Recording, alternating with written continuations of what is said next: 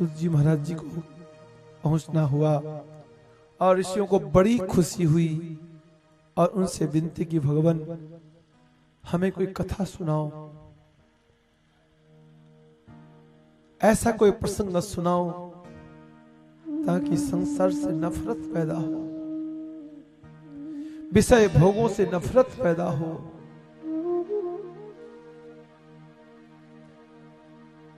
झूठी मोह माया से नफरत पैदा हो। अपने को पहचान जो कि मैं कौन हूं। इंसान अपने को पहचान नहीं पाता है, इसलिए झूठे माया मोह में दिन पर दिन उलझता ही जाता है और भयंकर भयंकर दुर्गतियां भोगनी पड़ती है। ये अज्ञान आप ही लोग मिटा सकते हो। ऐसा कोई कथा सुनाओ, ऐसा कोई ज्ञान का तलवार चलाओ, ये अज्ञान मिटे।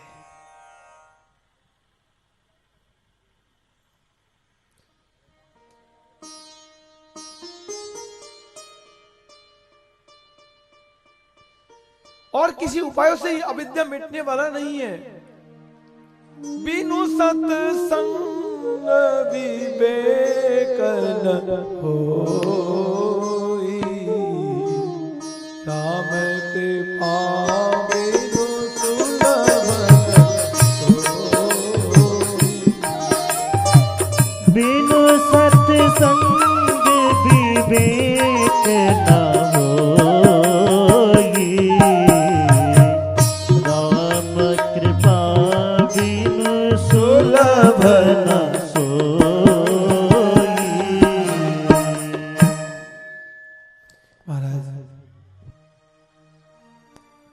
कोई कथा सुनाओ, ज्ञान का चक्कू चलाओ।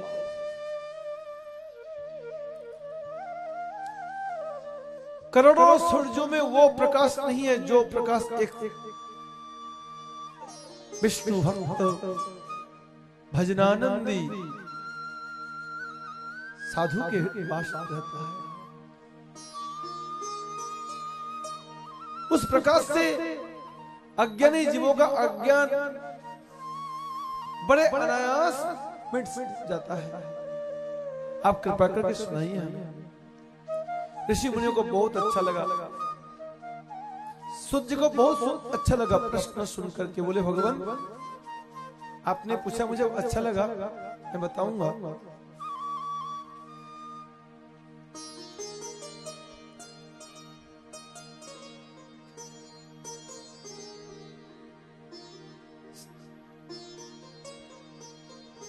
संसार से नफरत पैदा कराने वाली, भोग वासना भोग मोह से नफरत पैदा कराने वाली कथा तो एकमात्र भागवत जी है। आत्म तत्व का बोध कराने वाली कथा भागवत जी है। महाराज भागवत छोड़ करके और कोई दूसरा शास्त्र ऐसा नहीं है किसी जीव का अविद्या को मेटे, आत्म तत्व का बोध करावे, वैराग्य देवे, भगवत चरण में प्रेम देवे। एकमात्र भागवत शास्त्र ही समर्थमान है और कोई शास्त्र दूसरा नहीं है। भागवत के मुकाबले में कोई दूसरा शास्त्र नहीं है। महाराज इस भागवत की कथा जिस समय सुखदेव जी महाराज जी कीर्तन कर रहे थे, राजा परीक्षित जी सुन रहे थे, स्वर्ग के देवता कथा सुनने आए, हमें कथा सुनाइए। सुखदेव जी ने कथा सुनने नहीं दिया। बोला कि आप लोग, देवता लोग कहने लगे थे हम आपको आपके लिए अमृत लाए हैं, परीक्षित को पिला दीजिए, जीवित हो जाएगा।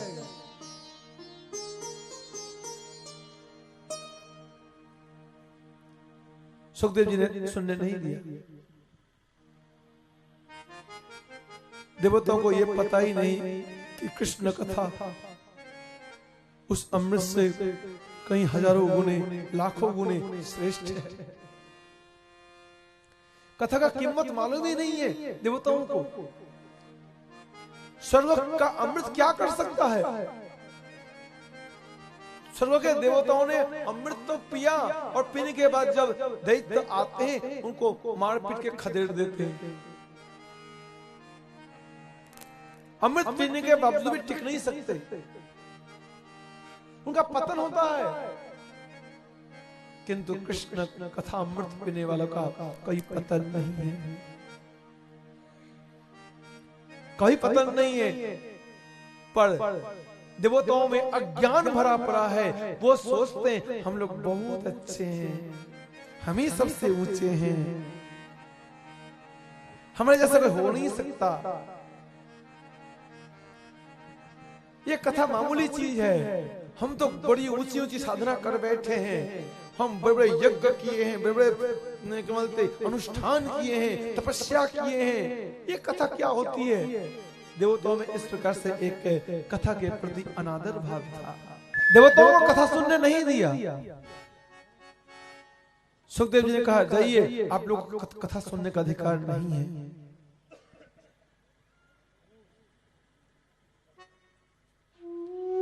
भले कर्मकांड में भागवत कथा के बीच में देवताओं की पूजा होती है, किंतु कहीं भी वैष्णव समाज में देवताओं की पूजा भागवत में नहीं होती है।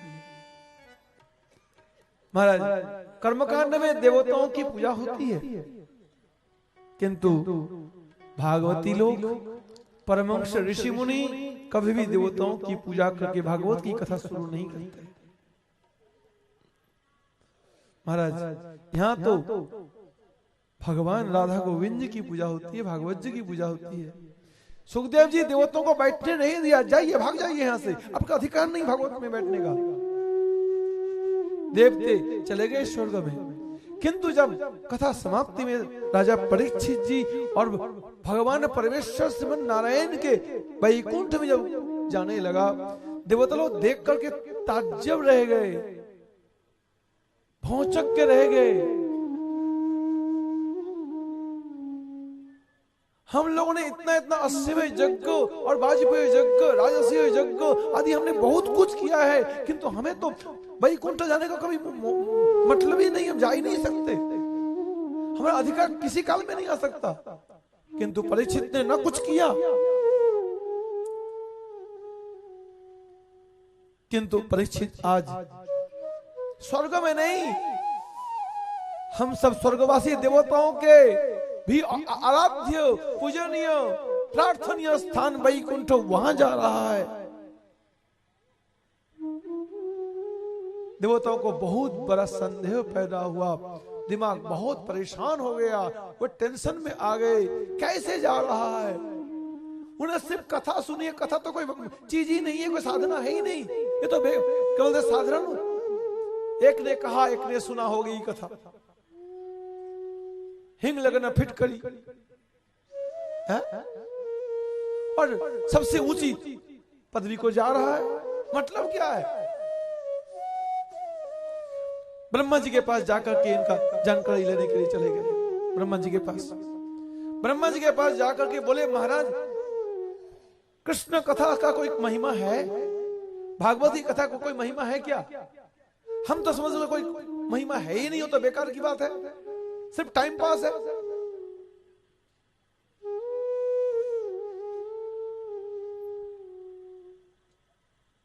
हम लोगों ने इतना अश्वमेध यज्ञ, वाजपेयी यज्ञ आदि अनेक अनेक अनुष्ठान और समाज देश में बड़े बड़े अच्छे अच्छे हमने कर्म किए हैं, किंतु हम लोग स्वर्ग वैकुंठ जा नहीं सकते। और राजा परीक्षित चला गया। आप समझा दीजिए, ब्रह्मा जी कहते ऐसा करो, इस कथा की महिमा को हम जो है आपको थ्योरिकल नहीं न बता करके प्रैक्टिकल बताना चाहता हूं। एक तराजू लगाओ, तराजू लगा करके और एक पलड़े में ब्रह्मा जी ने सबके सामने तराजू लगवाया, एक पलड़े में कृष्ण कथा को, भागवत जी की कथा को रखा, दूसरे पलड़े में महाराज जितने अच्छे अच्छे कर्म हैं, महाराज देश सेवा, समाज सेवा, संसार धर्म और कमलते जितने भी वर्ण धर्म, आश्रम धर्म, योग, ज्ञान, ध्यान, तपस्या और जितने अच्छे अच्छे कर्म हैं लोगों को चमत्कृत करने वाला, चकाचौंध करने वाले जो अच्छे अच्छे कर्म हैं, वो सबका फल ब्रह्मा जी एक के बाद एक रखते गए, एक के बाद एक रखते गए। पर अंत में क्या निकला फैसला? महाराज कृष्ण कथा का जो पलड़ा था, उस पलड़े को कोई भी न हिला पाया। सबने साधन एक के बाद रखते गए, पर कृष्ण कथा का पलड़ा का भजन का कोई मुकाबला हुआ ही नहीं। लघुनी अन्यनी जातानी गौरवेन इदं महत्। सबसे ज्यादा भजनदार तो कृष्ण कथा था। हजारों साधना अश्वमेध सहस्राणि वाजपेय शतानि च सुख शास्त्र कथायास्तु कलाम नारहन्ति शोषि। हजारों लाखों अच्छे कर्म करो, कुछ भी करो, किंतु कृष्ण कथा के बिना, कृष्ण नाम के बिना सब बेकार है। भगतिहीन सब साधन कैसे, लबन बिनु व्यंजन जैसे। राम नाम एक अंक है और सब साधन शून्य। अंक रहे 10 गुण है, अंक गए सब सुन। अंत में जाकर के इस कथा को नारद जी ने सनकादिकों से सप्ताह विधि से श्रवण किया। राजा परीक्षित जी के मन में सवाल पैदा हुआ, क्यों? नारद जी मुक्तात्मा, ब्रह्मपुत्र, मुक्त पुरुष, उन्हें क्या जरूरत पड़ गया कथा सप्ताह विधि में सुनने का? वो तो नित्य श्रवण कर रहे, रोज श्रवण करता रहे, सप्ताह विधि में वो क्यों आए? जो हमेशा सुनने वाला है, भागवत जिनका जीवन है, वो भागवत सुनता रहे जीवन भर, सप्ताह विधि क्यों? तो कहते हैं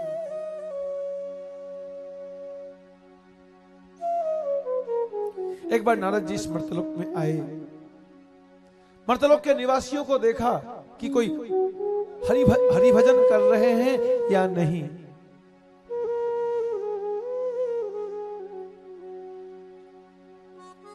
उसे देखने आए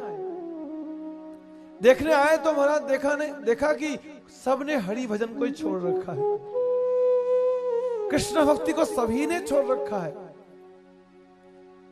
नारद जी महाराज जी एक एक करके गांवों में गए, शहरों में गए, कस्बों में गए, पर सब जगह में एक ही प्रकार का वातावरण पाया, कहीं भी कृष्ण भक्ति नहीं है।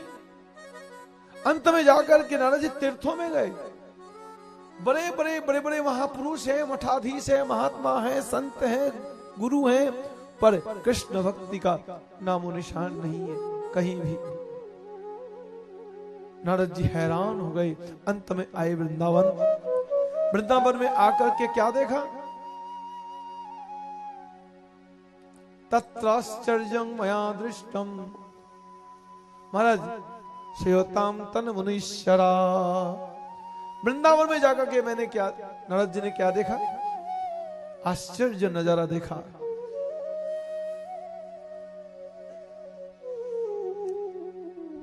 एका तु तरुणी तत्र निषन्ना खिन्न मानसा।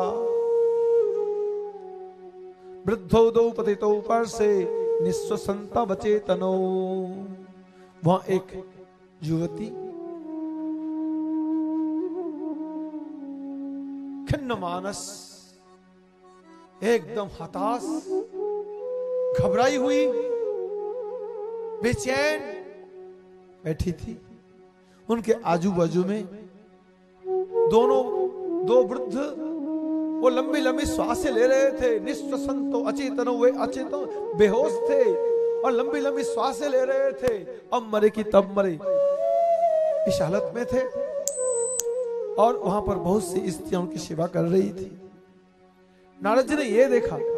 नारद जी ने जैसे ही देखा, और नारद जी का देखना था, और वो देवी ने बुला लिया, नारद जी भो साधो क्षणम तिष्ठ मच्चिंतामपि नाशय। महात्मा जी थोड़ी देर के लिए हमारे पास आइए, आकर के हमें 2 वचन सुना जाइए। आपके वचनों से हमको बड़ी भारी तसल्ली मिलेगी, आश्वासन मिलेगा। नारद जी गए, जाकर के पूछा, देवी जी आप कौन हैं? क्वातम कस का विमोचे मां नर्य का पद्मलोचना। आप कौन है? और ये दोनों वयोवृद्ध ये कौन है? और ये सब देवी ये कौन है? आपकी सेवा कर रही हैं और आप घबराई हुई है। हमें सुनाइए, आपके घबराने का कारण क्या है? इस आप लोग कैसे कैसे, कौन हो, कहां से आए हो? वो देवी बोल उठी, अहम भक्ति इति ख्याता इमौ में तनयो मतौ। मेरा नाम भक्ति है, ये दोनों मेरे बच्चे हैं जो बुढ़े हो गए और बेहोश है और लंबी लंबी श्वास से लेने मरने वाले हैं। और ये गंगा सरितश्चे मां मत्स्यवार्थम समागता। ये गंगा दी तीर्थ नदियां हैं, मेरी सेवा के लिए आई है। तथापि न च मे श्रेयो सविताया सुरैरपि। ये लोग सेवा कर रही हैं। जगत के जितने तीर्थ हैं, मान्य मान्य तीर्थ है, देवता है, वे हमारी मेरी सेवा कर रही, तब भी मेरे को शांति नहीं है, चैन नहीं है। क्या कारण है? उत्पन्ना द्रविड़ेशा हम वृद्धिम कर्नाटके गता। मैं द्रविड़ देश में पैदा हुई, कर्नाटक में बढ़ी और महाराष्ट्र में मैं पली, गुजरात में मैं गई तो मैं बूढ़ी हो गई। तत्र घोरो कले योगा तखंड खंडितांग का। महाराज एकदम पूरे विश्व के हर मनुष्य के दिमाग में एकदम करवट लिया, जबरदस्त करवट लिया। वातावरण इतना जबरदस्त करवट लिया, लोगों के अंदर में से श्रद्धा खत्म हो गई, वैराग्य करने की रुचि खत्म हो गई। महाराज वास्तव ज्ञान का किसी को जरूरत महसूस ही नहीं रहा, जरूरत ही नहीं रहा। आत्म कल्याण के किसी को जरूरत ही नहीं रहा। लोग एकदम घोर बहिर्मुख हो गए, परमेश्वर से दूर हो गए। घोर नासवान संसार में सबका मन एकदम से डूब लग गया। भगवान को छोड़ दिया, धर्म छोड़ दिया, भजन साधन सब छोड़ दिया।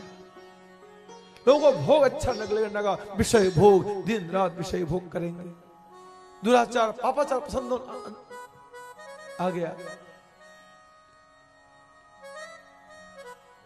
जिस कारण वैराग्य ज्ञान दोनों मरने वाला, मैं भी मरने वाली हो गई थी। वृंदावन आकर के किसी प्रकार मेरे को तंदुरुस्ती बनी है, लेकिन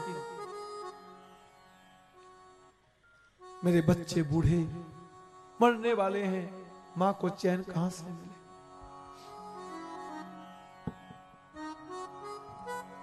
नारद जी इतना अन्याय, इतना अत्याचार भगवान क्यों सहन कर रहे हैं? जगह जगह में दुराचार, हर जीव एक दूसरे को हिंसा करने को, ईर्ष्या द्वेष करने को लगे पड़े हैं। परमेश्वर को भूल करके, शास्त्र मर्यादा को तोड़ करके और वैदिक धर्म को छोड़ करके लोग एकदम विषयों में डूब रहे हैं। भगवान कैसे सहन कर रहे हैं? हमें समझ में नहीं आ रहा है। आप कृपा करके बतलाइए। नारद जी कहते, देवी ये कलयुग है, जुगोयम दारुणो कली। किसको दोष दिया जाए, किसकी गलती बताया जाए?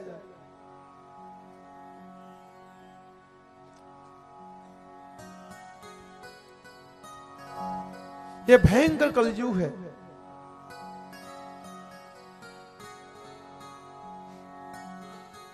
यहां तो ऐसा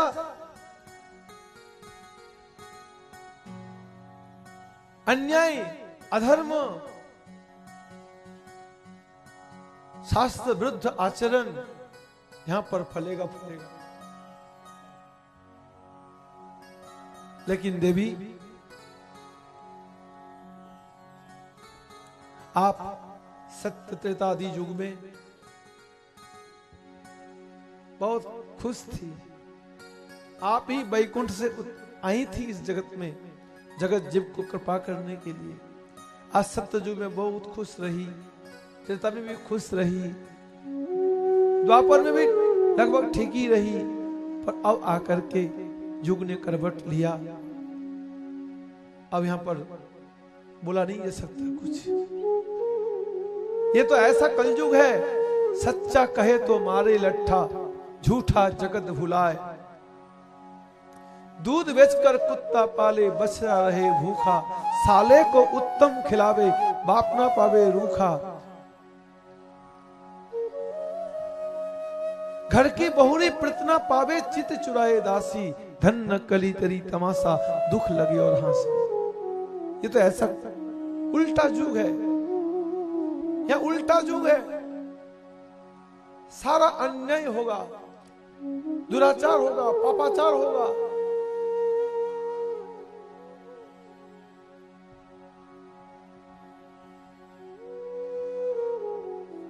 गौ माता मारी मारी फिरती रहेगी।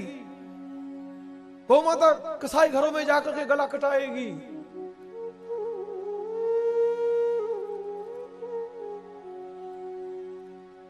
कुत्ते आदर के पात्र बनेंगे कल युग में।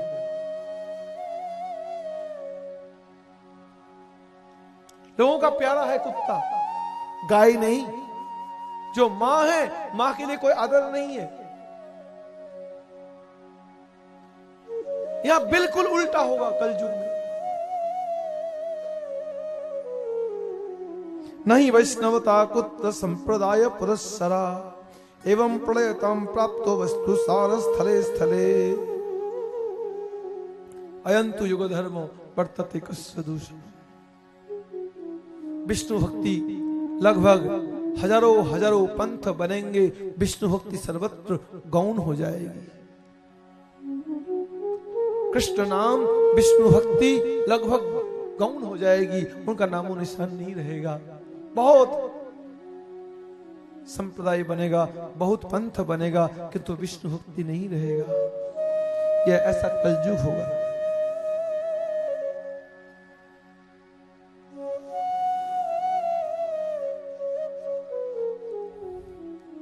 साधन भजन तपस्या सिर्फ दिखावे का रह जाएगा। कथा व्यापार में परिणत हो जाएगा। लोग कथा करेंगे सिर्फ व्यापार के लिए, पेट पालने के लिए, मुक्ति पाने के लिए नहीं। इस प्रकार से सभी कुछ नाटक, जो वास्तव धर्म है वो नाटक में परिणत हो जाएगा। जैसे कि बताते हैं, धान के अंदर से चावल निकल जाए, धान का थोथा रह जाए, वो थोथा कभी उसे किसी को पेट नहीं भरने वाला, खेतों में बीजोगे तो उगने वाला नहीं है। इसी प्रकार से ये पृथ्वी थोथे रह जाएगी, सार निकल जाएगा कल युग में।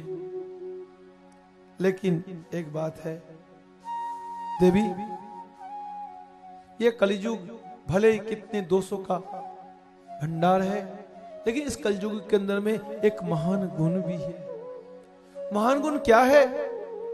इस कलयुग में कोई भी यदि भगवान श्री कृष्ण के नाम का जप कर लेता है, हरे कृष्ण नाम का कीर्तन कर लेता है, उनको महाराज सत्य युग में बड़ी बड़ी तपस्या करके, त्रेता युग में बड़े बड़े यज्ञ करके, द्वापर में बड़ी बड़ी पूजा अर्चना करके जो जो फल मिलता था, कल युग में वो फल कृष्ण नाम कीर्तन से मिल जाएगा।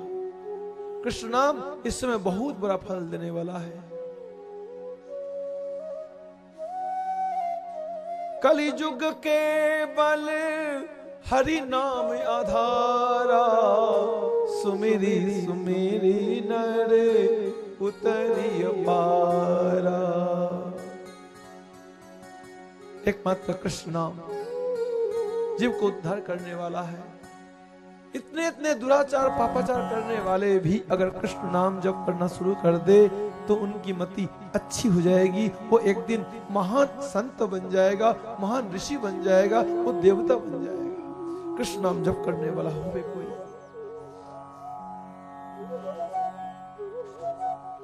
नारद जी महाराज इस प्रकार से भक्ति रानी को आश्वासन दिया और दे करके बोला कि मातेश्वरी, मैं अपने जीवन में जब तक ताकत रहेगी मेरे शरीर में, तब तक मेरा ये प्रयास रहेगा, प्रयास जारी रहेगा कि हरि भक्ति को मैं सर्वत्र प्रतिष्ठा करूंगा, जन जन में हरि भक्ति की प्रतिष्ठा करूंगा। और जितने हरि भक्ति विरुद्ध विचार है, ये सारे विचारों को मैं खंड खंड करके उखाड़ डालूंगा और स्थापना करूंगा। हर जन जन को हरि भक्ति करने के लिए हम प्रयास करूंगा, जन जन को जन जन से बाध्य करूंगा कि हरि भक्ति करें। ये मेरा प्रयास रहेगा। और अगर मैं आपकी प्रतिष्ठा न करा पाया तो मेरा नाम आज के बाद नारद नहीं होगा। नारद जी ने यह संकल्प लिया, दृढ़ संकल्प, भयंकर संकल्प ले लिया, मेरा नाम मिट जाएगा अगर मैं हरिभक्ति की प्रतिष्ठा न करा पाया तो। नारद जी जैसे इस प्रकार से संकल्प लिया कि आकाशवाणी हुई, नारद जी घबराना नहीं, घबराना नहीं, तुम्हें बड़े बड़े सहयोग देने वाले मिलेंगे, तुम्हें सफलता मिलेगी, तुम उद्यम करो, घबराओ नहीं। आकाशवाणी उसी समय सुनाई दी। नारद जी को बड़ी खुशी हुई और नारद जी खुश होकर के और उसके बाद ज्ञान वैराग्यों के कानों में वेदों के वेदांतों के मंत्रों को सुना सुना करके उनमें जागृति लाने की चेष्टा की, लेकिन उसमें जागृति आई नहीं।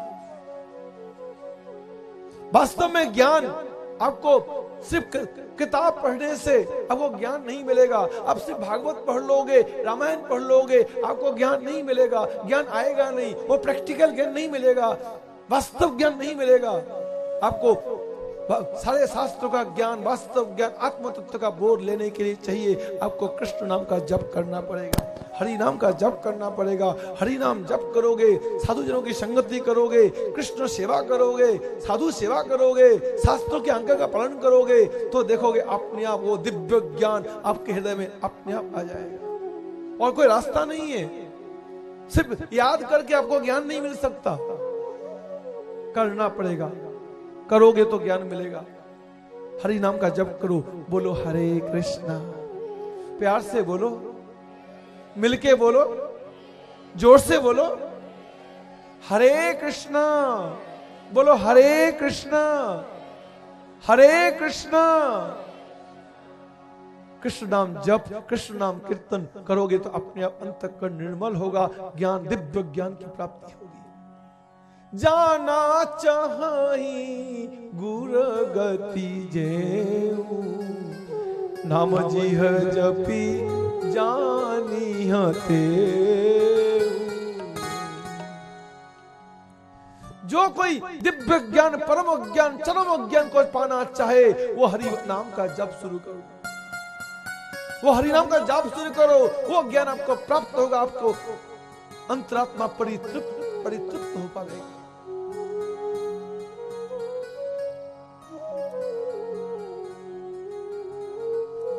नारद जी महाराज जी ढूंढने के लिए गए, कोई तो मिलेंगे महात्मा हमें सहयोग देने वाले, पर जिन जिन महात्माओं के पास गए कहीं सहयोग नहीं मिला, कहीं भी कैसा भी सहयोग नहीं मिला। अंत में नारद जी हार करके महाराज भगवान से ही पूछने जा रहे थे तो उनको सनकादिकों को हरि नाम कीर्तन करते हुए दिखाई दिया। वे चारों जने सनक, सनंदन, सनातन और सनत कुमार, चारों ऋषि महाराज 5-5, 6-6 साल की उम्र के थे और वो हरि नाम का कीर्तन कर रहे थे। हरे कृष्ण कृष्ण कृष्ण हरे हरे, हरे राम राम राम हरे हरे, हरे कृष्ण कृष्ण कृष्ण हरे हरे, हरे राम राम हरे हरे। हरे कृष्ण कृष्ण कृष्ण हरे हरे, हरे राम राम राम हरे हरे, हरे कृष्ण कृष्ण कृष्ण हरे हरे, हरे राम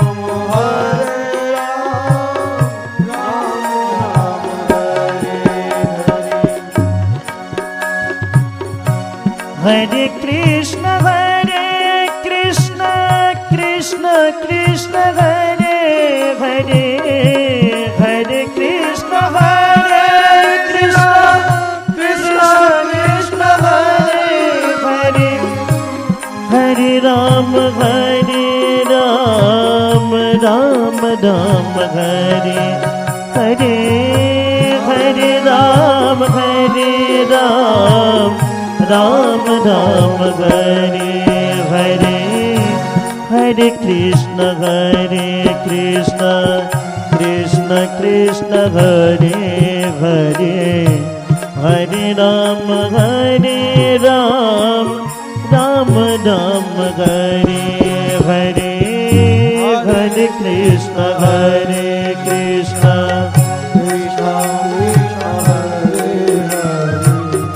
हरे राम हरे राम